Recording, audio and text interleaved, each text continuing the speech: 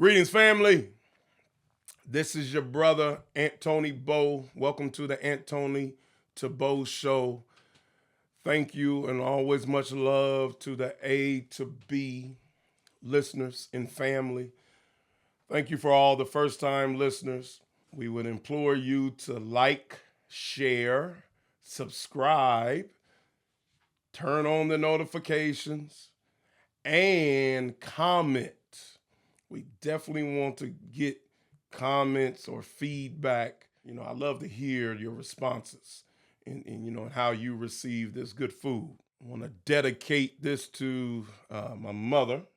So we're going to dive in tonight. And the subject tonight is gentrification of the race conversation. It seems like every time you bring up the conversation of race, everybody start clutching their pearls. So what we want to do, we want to bring it to the forefront where we can see it and take it and see how its inner workings work. Because I'm sure you all are used to the word race and conversational race, or some of you all are not. We add another word to it called gentrification. The race conversation has been gentrified. And when something is gentrified, it may benefit some, but it's guaranteed that it's going to destroy the majority of others. And so this conversation has been gentrified more. In this political landscape that we're in, the segregation of tribes in this land, Republicans and Democrats. Republicans is red and Democrats is blue. Where I come from, in the hood I come from, we just call them Crips and Bloods. That's all that is. Just banging against each other. Let me share something with you. So in my faith, it teaches reconciliation, right? And so in it being reconciliation in the earth, basically all things can be reconciled. Everything can be reconciled. When you see someone 365 days out of the year, so for instance, let's go to the media, Fox News and MSNBCs and CNNs, and you see 365 days out of the year that they never agree on anything, when the baseline of all things in the land has to come up under the umbrella of reconciliation or harmony, then you tell me what that is. Do you really think their motivation is to really be in harmony? Because how it's presented as if the ability to reconcile the thing is not there. And we know that that's a lie. Because in that reconciliation is there. You get hungry. Sometimes I'll be chewing gum. You ever chew gum? You be chewing the gum, right? But you haven't ate all day. And you be chewing gum. And you just be chewing. And now I'm not no doctor, no scientist, but I done came up with something. So just listen real quick. You be chewing gum, right? Let's say you just chewing, your saliva, you just going on that gum. Meanwhile, the saliva on that gum, the saliva is going down. You're like, you got this acid kind of like going down into your belly. And your belly is kind of waiting there, anticipating some food. Because your mouth is chewing. Your mouth is in motion as if it's chewing, as the next step or the next results is going to be some food is going to go down the hatch. But the food never comes. Next thing you know, your belly, man, it starts getting tired and impatient. Then your belly decide to speak and make noise. It say,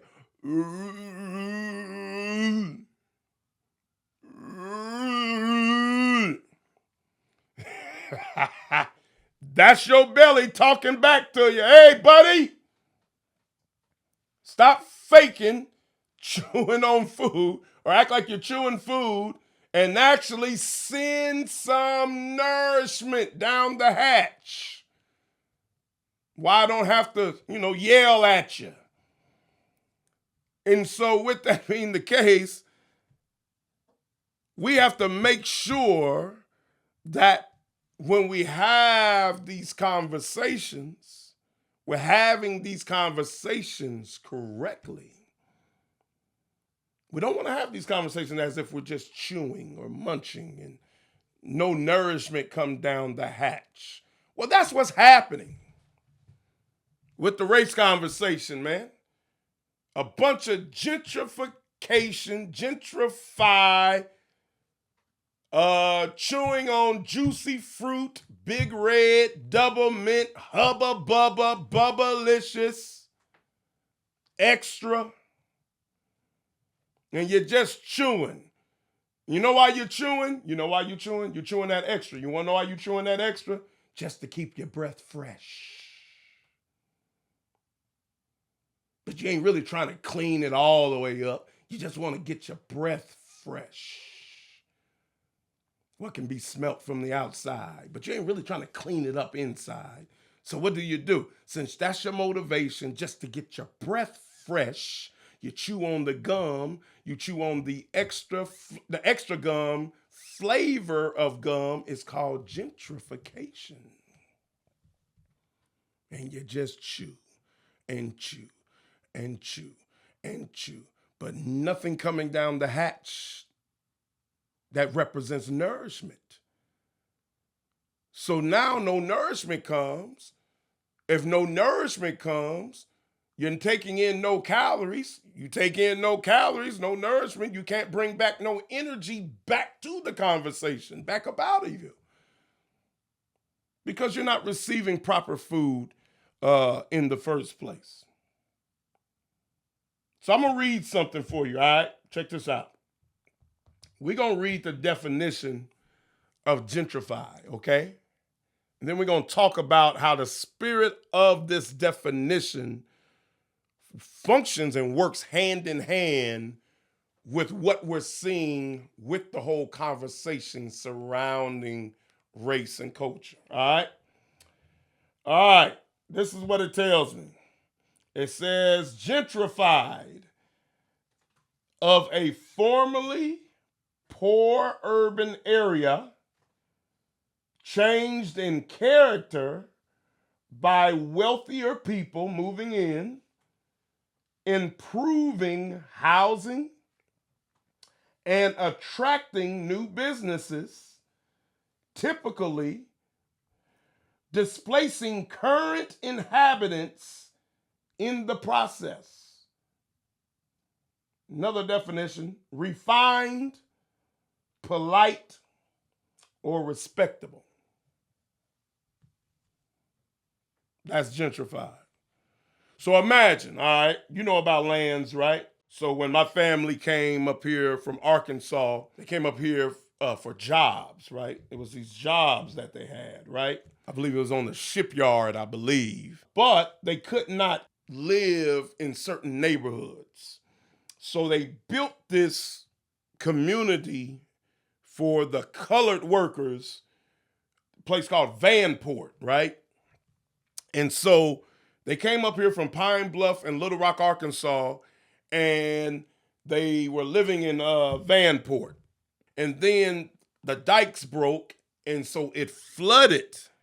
Vanport flooded. It was on the river, and it flooded, right? And so it flooded out their whole community.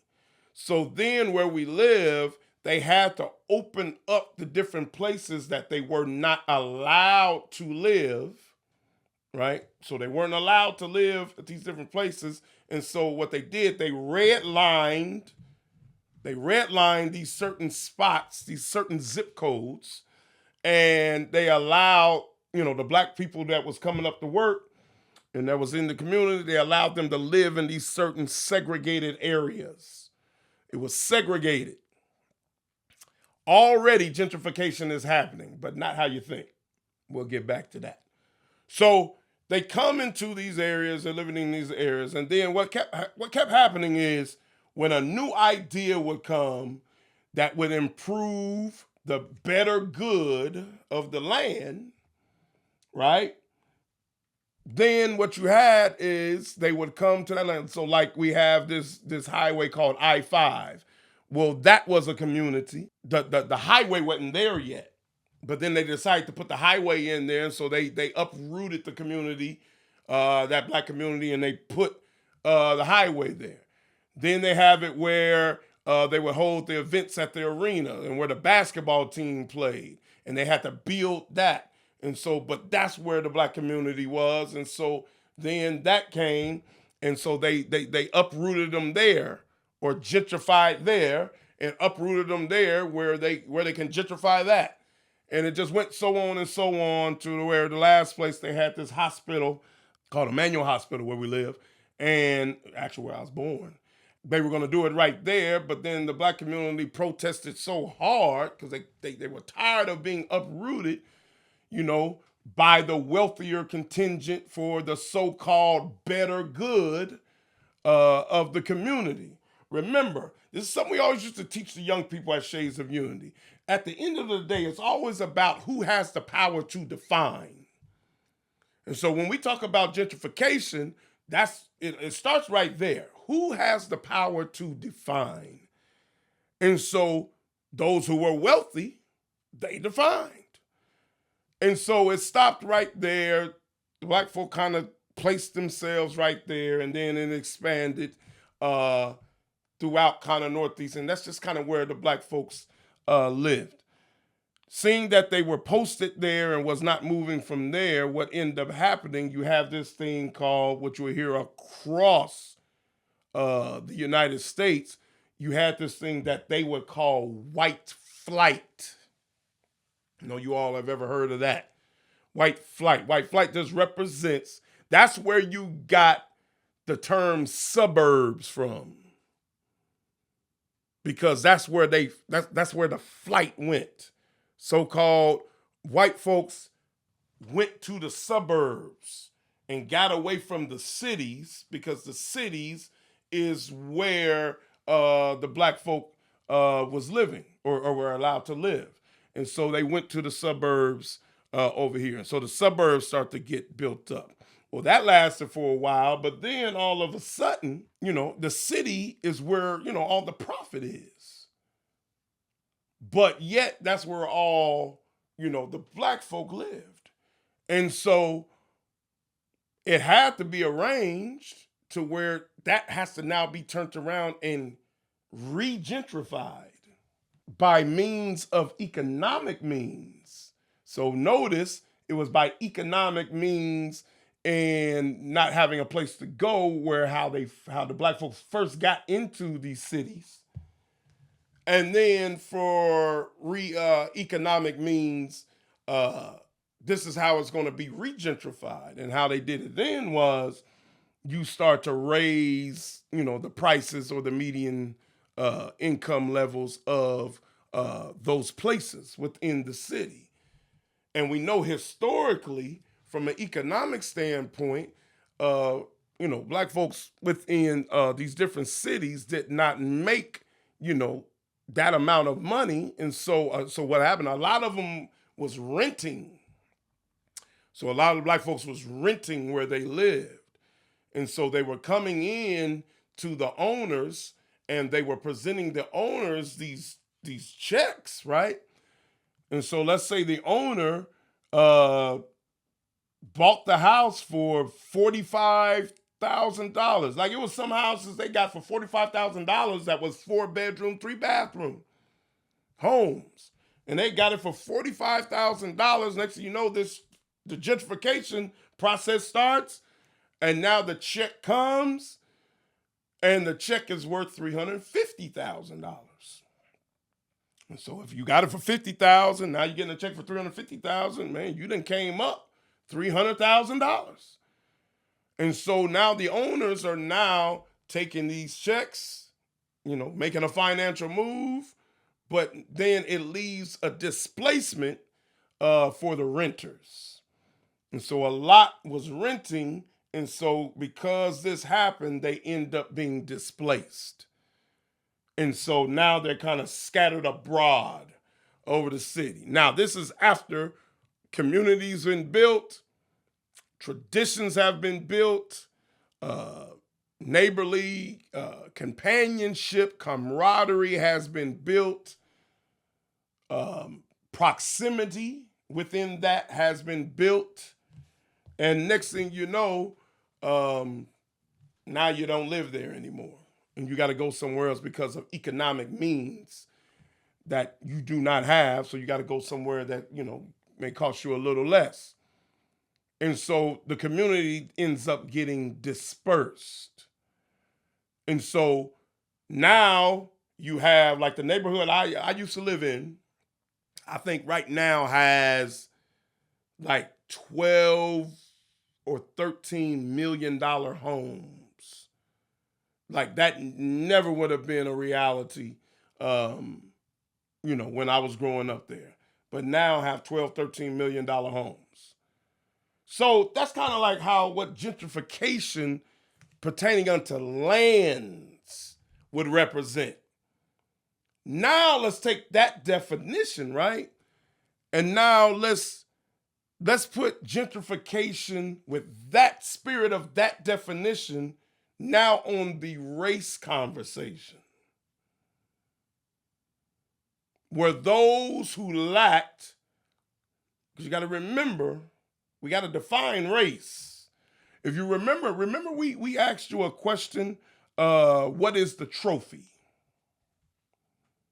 It seems like everybody's running after a trophy. And everybody wants these accolades, right? And they're running after this trophy.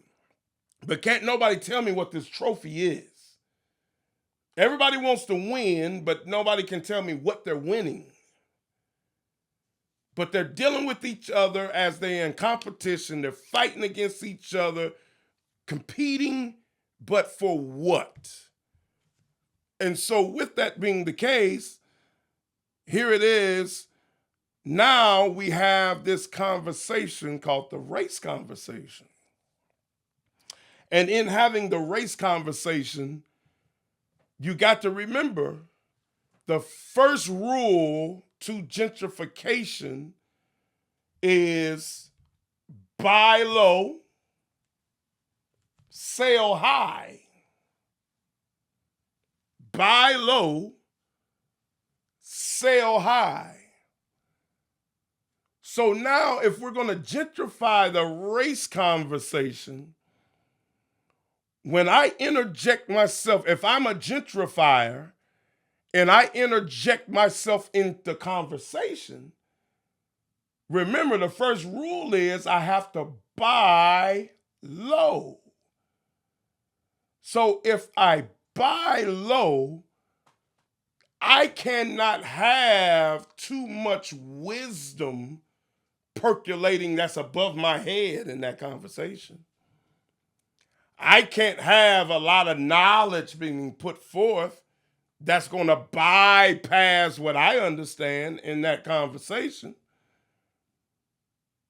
And, and even when you first walk into something, I would hope when somebody deals with you, when you're first learning something, that somebody does, I don't want to use the word dumb it down, but somebody does make it more elementary, that you may understand it. It's just like when we were children, hey man, I can eat a steak, and sometimes, when you're a child, you look at a steak and you be like, ooh, and your eyes get wide when you look at that steak, right? But you're not developed and ready to be able to take that steak on. So like as when we're children, like our mothers, let's say our mothers, when we come from our mothers will chew food and they will eat food. And they'll eat that steak and chew it up and break it down. And then they will reinstitute it to us by way of milk. Because that's how we're able to receive that steak, right? That it comes by milk. And then that milk ends up developing us and starts to present us and build our bones and to build us up. And then when it starts to build us up, it gets us back to where we can come back and to receive the steak when we're ready. But gentrification of the race conversation, it can work like that. But if I can make it as simple as I can say it, it's as if once we go and start eating the steak after we go through that whole process, we start to despise our mother and what she did for us.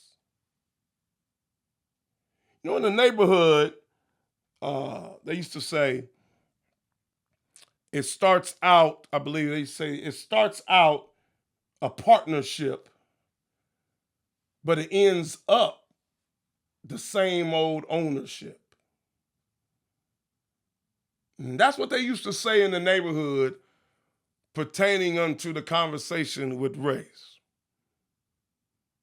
You have folks that'll come in and want to have conversation about it with you and, you know, seem like they're very on your side and very holding hands, hand in hand, and, you know, all these different things. But, you know, when it comes down to the end of the day, it's almost like, all right, you give your information, you disseminate your wisdom, you give it to them, and you're building them up.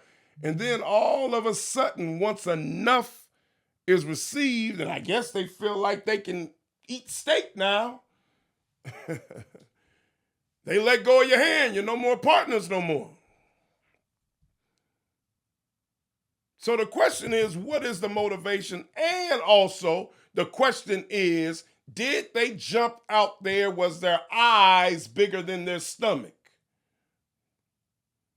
Because you really don't know how to digest the steak. And that's why you want the conversation gentrified. I'm telling you, I guarantee you, you can get it. You can understand it. You just got to be patient.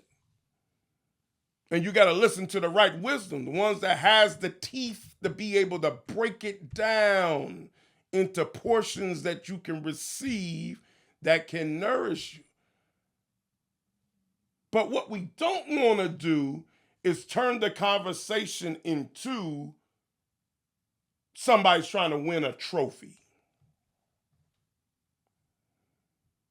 Because then that's going to beget and promote lack of patience. And now you're going to run out there. No teeth, but you want the steak. Well, how are you going to chew it? You know, when you chew that thing and you break it down, that's showing that, you know, that the steak is the knowledge of it. And when you're chewing it and breaking it down, that's the wisdom. If you lack life experience and how to articulate life experience in connection to that subject, and let's not, all right, let me just pause the race conversation over here. That would be in anything. It'd be like me sitting up here putting in my resume. Well, I wouldn't even have a resume for it, but putting in my application to be hired as CEO of a tech company, of the biggest tech company in the nation. Do y'all know I barely know social media? Barely. I have a very hard time on a lot of these things on social media because I don't know how the function works. But hey, I must have put my application in, no resume,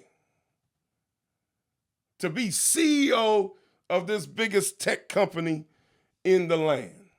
Would you hire me? You want to know what? I want to be the captain pilot for the biggest airline in the nation. But just one caveat, one catch. I've never flown a plane in my life. Would you hire me?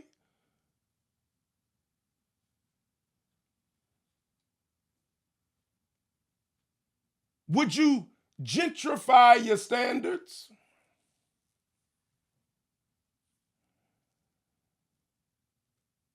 Would you bring it down low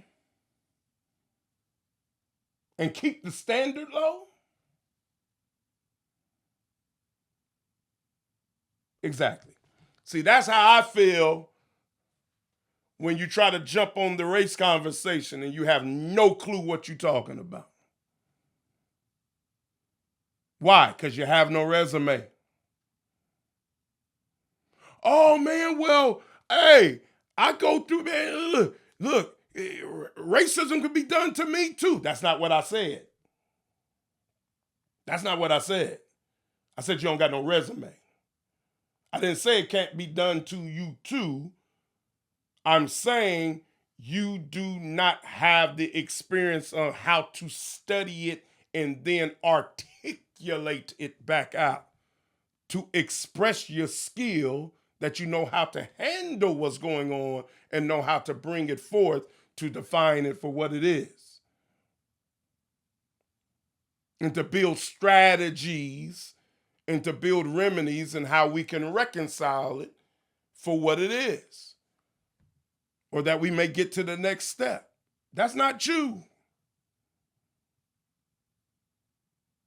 We got a lot of folks, because they want to get out the gate and eat the steak right away, they act like they're teachers with the race conversation, but they know they don't have that resume. So then they figure, well, let me turn around and let me gentrify it. And that'll take away all the requirements to be able to enter in. Again, it does not mean that in any subject you should not, if we all want to get there together, which I'm a firm believer in that, where we all make this thing together. I don't care who don't like it. I'm a firm believer. That's why I do what I do. That's at the beginning of the strive of everything that I do. If I'm going to speak it or bring it and hear it for myself, it's because I want everybody to make it.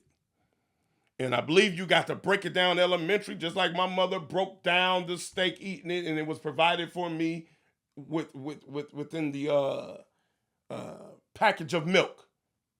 I believe that. But that don't mean that the standard still is not the standard.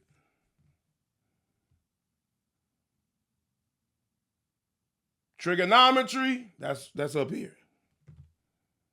1 + 1, that's down here. But 1 + 1 is gonna be look now. You can't be a junior in high school still struggling with 1 + 1. They're gonna change. They're gonna change the schedule. I'm telling you, they're gonna change it. I'm telling you, you're gonna be getting on a bus. You're gonna be going to the elementary school, going to some of your class. You're gonna be 16. Gonna be a junior. Like, hey man, something wrong. Hey man, ain't. The standard is the standard. We can't just keep on elevating you and promoting you grade to grade to the next grade to the next grade, and you are not getting the understanding of this piece by piece that we're giving you. Sadly, America has, for whatever reason, well, I know the reason, in trying to be first, have gentrified the conversation. When you gentrify the race conversation, you take away all medicinal just properties of like what is going to heal the nation. Was it like cough medicine and stuff like that? And then you go to the shelf and be like, grape flavor, strawberry, bubble gum. right? But it's cough medicine. Then the kid, the child gets it, and they whine and they don't want to take cough medicine, and then they taste it, and then they taste it like, mmm, mmm, and then they take it and they wanna taste it. Then it got the bubblegum flavor to it. This would be my fix. Get all that bubble gum out of the cough syrup, man. Ain't doing us no favors. Get the grape out of there, man. Straight cough syrup. You got an ailment? I'm gonna give you this straight medicine. And when you get this straight medicine, you're gonna taste it, and it's gonna be bitter. Do you know it being bitter? You'll get some wisdom from that. Because you're associating it. All right, I gotta go through this struggle. You start weighing this thing. All right, do I want to feel better? Or do I want something that just tastes good? Nah, I don't want none of that gentrified cough syrup, man. Nah.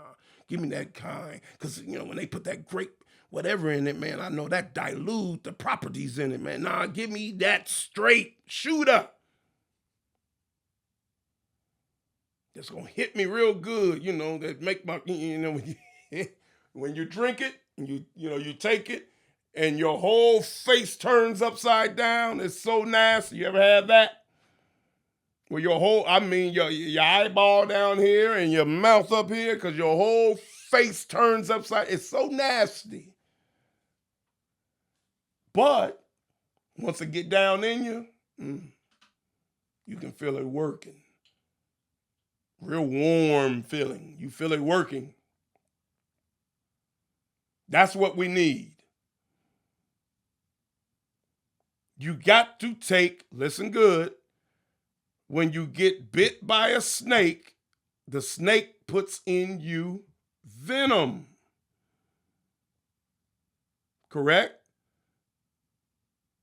So the doctors, to make a anti-venom or a medicine for that venom to reverse the effects, what do? You know what they do? They go find some snakes. And they get some venom. And from that venom, they take it in the lab and they study that venom. And by studying that venom, they're able to develop an anti-venom. But without them ever studying that venom, they would never be able to have the intelligence or wisdom to make anti-venom. So it's a necessity that they got to go and deal with the venom itself to get to a place where they can build medicine of anti-venom. If you avoid that which makes you sick, then how can you appreciate when you get well? You get it? So we can't gentrify nothing. We can just straight shooter. Race conversation, speak it direct, have real conversations with one another. Talk about it to the point of everybody is free to speak. I don't shut down nobody who speaks what they're speaking, but we all got to have the motivation to end up in the same direction or the same destination. Sorry. So what I found is some parts in the land, the people don't want to talk about it at all because they feel like, it makes the land look bad. Who cares about what the land looks like? So you telling me you can walk around this land body full of cancer, but as long as you got Gucci on, you cool. Oh yeah, man. Hey man, I ain't got about a, about a week, man. I got, I got the monkey dumplets disease, man, and man, I got about a week, man, and I'm be gone, y'all. Hey, but check out this Gucci I got on me. You see this Gucci, man? Who cares about what you look like if you don't got the right thing going on inwardly? So we have those. Then we have those who may come and act like they are just, you know, they're here for you. Because one of the sections, and what we'll go into later on, one of the teachings that we have on gentrification of the race conversation, we got one of the sections called ally versus allies. You know, an ally, your friend, comrade, versus allies. You know, you start to say the word owl, but they lying.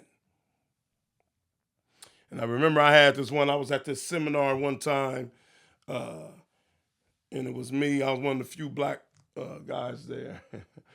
And it's a seminar on race. And it was all these white brothers and sisters there.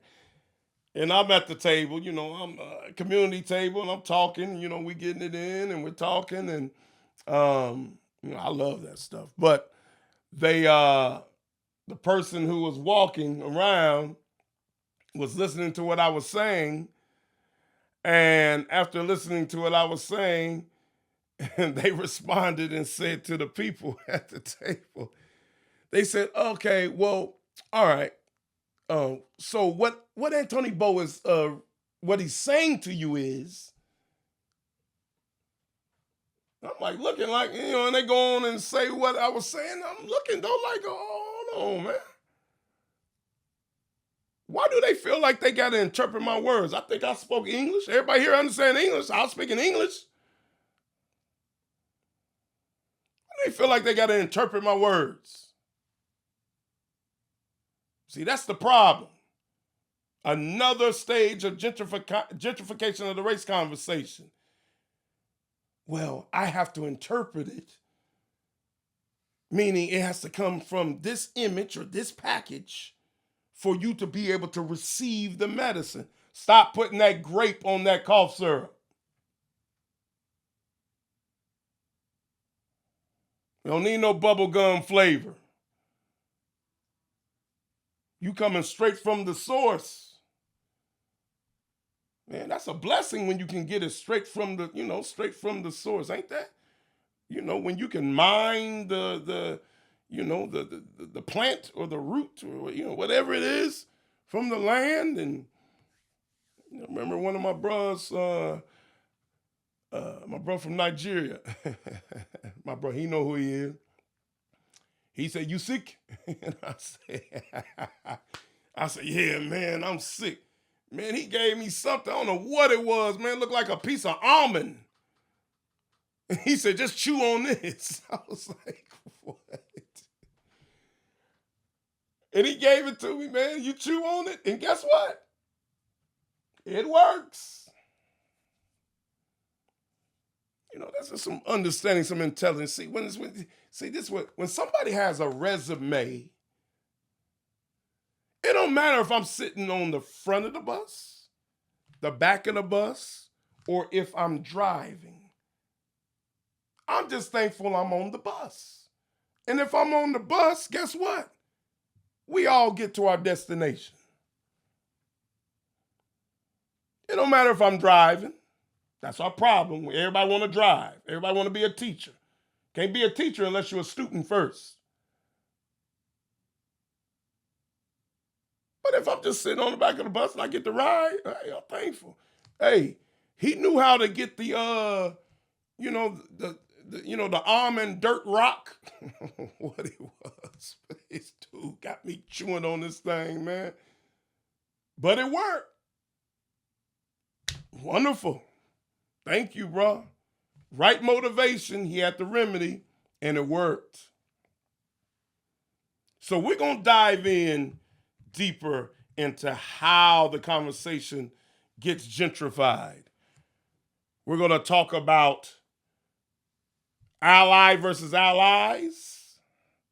We're going to talk about skin deep, because that's another detour we have that has gentrified the conversation. Like this thing is about skin. This thing is not about skin. Stop letting folks fool you with that. This is not about skin. That's something that's the result of, but that's not primary and why we're speaking about this. And we're going to speak about the crossover. And we want to talk about how folks are able to pass. We do passing pertaining unto race and to culture, and what motivates us to do these things. So once again, let's go on this journey together, man.